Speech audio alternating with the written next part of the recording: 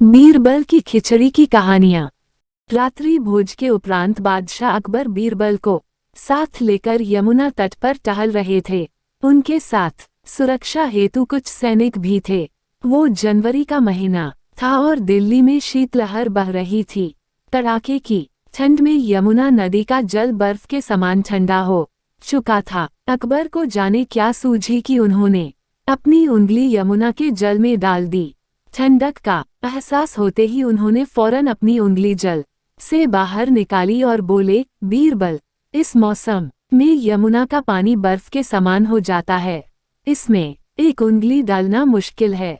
यदि किसी को इस पानी में थोड़ी देर भी रहना पड़ जाए तो वो जीवित नहीं बचेगा। क्यों, क्या कहते हो? बीरबल की सोच अकबर के विपरीत थी। वह बोला, मैं आपकी बात से सहमत नहीं हूँ हुजूर। इच्छा शक्ति हो तो मनुष्य कुछ भी कर गुजरता है। यमुना के पानी में कुछ देर खड़ा रहना तो बहुत ही छोटी बात है। हम तुमसे इत्तेफाक नहीं रखते बीरबल। इन दिनों यमुना के पानी में कोई खड़ा हो ही नहीं सकता। अकबर बीरबल की बात मानने को कतई तैयार नहीं थे। तो आजमा कर देख लीजिए, जहां पनाह कोई न कोई जरूर होगा जो अपनी इच्छा शक्ति के दम पर ये कर जाएगा। बीरबल विश्वास के साथ बोला, तो ठीक है, कल पूरे राज्य में मुनादी करवा दी जाएगी। जो कोई भी पूरी रात यमुना के पानी में कमर तक डूबकर खड़ा रहेगा उसे 100 स्वर्ण मुद्राएं इनाम में दी जाएंगी। अकबर तैश में आकर बोले। अगले दिन अकबर का आदेश पूरे राज्य में प्रसारित करवा दिया गया। कुछ दिनों तक ये चुनौती स्वीकार करने वाला कोई सामने नहीं आया। कोई साहस नहीं कर पा रहा था कि पूरी रात यमुना के ठंडे जल में कमर तक डूबकर खड़ा रह सके। अकबर के राज्य में एक निर्धन धोबी भी रहता था। उसकी मां का स्वास्थ्य बहुत खराब था, किंतु पैसों की तंगी के कारण वह उनका इलाज नहीं करवा पा रहा था।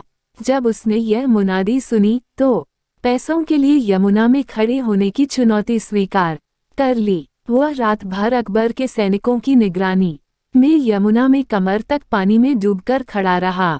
भोर होते ही सैनिक उसे लेकर अकबर के सामने हाजिर हुए। अकबर के लिए ये यकीन कर पाना मुश्किल था। उन्होंने धोबी से पूछा, तुम सारी रात यमुना के पानी में कैसे खड़े रह पाए? जहां पनाह, मैं रात भर आपके महल में जल रहे दीपक को देखता रहा और इस तरह पूरी रात गुजर गई। धोबी बोला। ये सुनकर अकबर का पारा चढ़ गया और वे बिफरते हुए बोले, ओह, तो तुम सारी रात महल के दीपक से गर्मी लेते रहे। ये तो तुमने बेईमानी की है। तुम इनाम के नहीं बल्कि सजा के हकदार। दो सैनिकों, इसे बंदी बना लो। निर्धन धोबी को कारागार में डाल दिया गया। जब ये बात बीरबल को पता चली तो वो बड़ा दुखी हुआ। उस दिन वो दरबार नहीं गया। दरबार से बीरबल को नदारत पाकर अकबर ने एक सैनिक को उसे बुलवाने उसके घर भेजा। सैनिक ने वापस आकर अकबर को बताया कि बीरबल ने भोजन नहीं किया है, वह खिचड़ी बना रहा है, खाकर वह दरबार में हाजिर हो जाएगा। समय गुजरता गया। सुबह से दोपहर और दोपहर से शाम हो गई, लेकिन बीरबल दरबार में हाजिर नहीं हुआ। बीरबल कभी ऐसा नहीं करता था। बीरबल की ये हरकत अकबर की समझ के बाहर थी। समय गुजरता गया। सुबह से दोपहर और दोपहर से शाम हो गई, लेकिन बीरबल दरबार में हाजिर नहीं हुआ।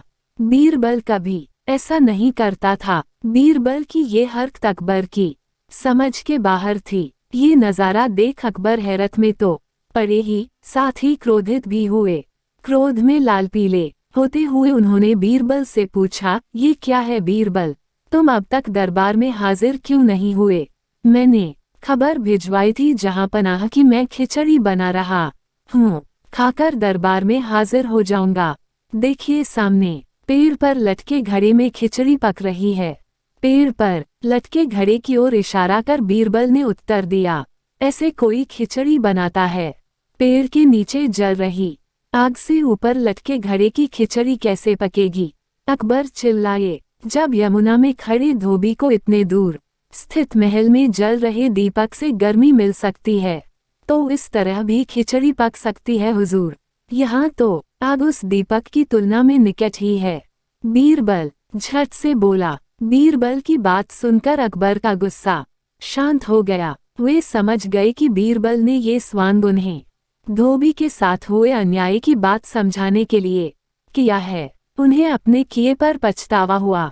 सैनिकों से कहकर उन्होंने धोबी को कारागार से बाहर निकलवाया और उसे इनाम की 100 स्वर्ण मुद्राएं दी।